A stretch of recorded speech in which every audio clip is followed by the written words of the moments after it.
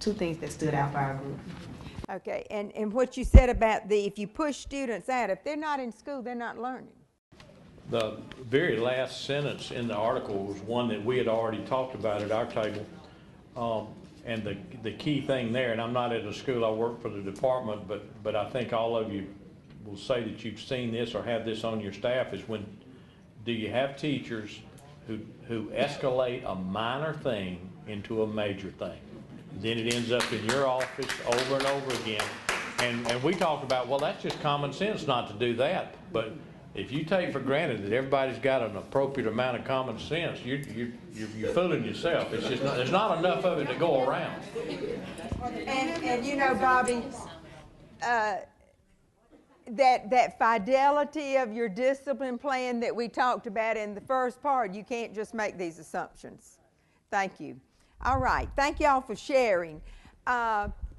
What Baltimore discovered was that chronic absenteeism affected their test scores on high-stakes tests, and it caused that gap to be increased because what was happening, those low-performing students that you have, those gap students, what we're referring to as targeted students or gap students, are the ones who get frequently put out of school, whether it's ISS. If they're in ISS, they're not present. They are not present in your classrooms, and they should be missing something if they're not in your classrooms. So it's very important for students to be in school, to use the positive discipline approaches to keep your students in school.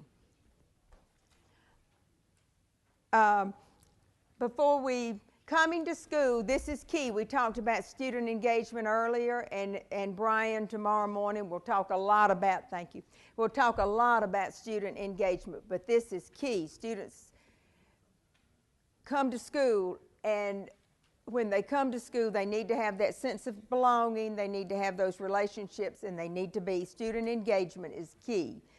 Poor attendance is one of the earliest predictors of dropouts, starting way back from kindergarten on up. It's not a high school problem. It starts earlier. So we have to have interventions earlier. A couple of days ago, we had some groups here, and there was a school that said, they were in elementary school, and they said, we don't have an attendance problem. We have 98%. We're a distinguished Title I school, and we have a 98% attendance rate. Okay, that's overall. What their conversation was at their table was they're going back and looking at those students that they're going to target, those gap students, and to see if there is an attendance problem with that 2%,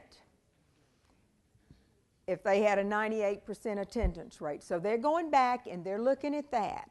So these are things that you have to consider, and when you're gathering your data, you'll be considering these things. Attendance may not be a problem, and in that case, they'll focus on something else. But that's one of the things that they said we need to go back and look at.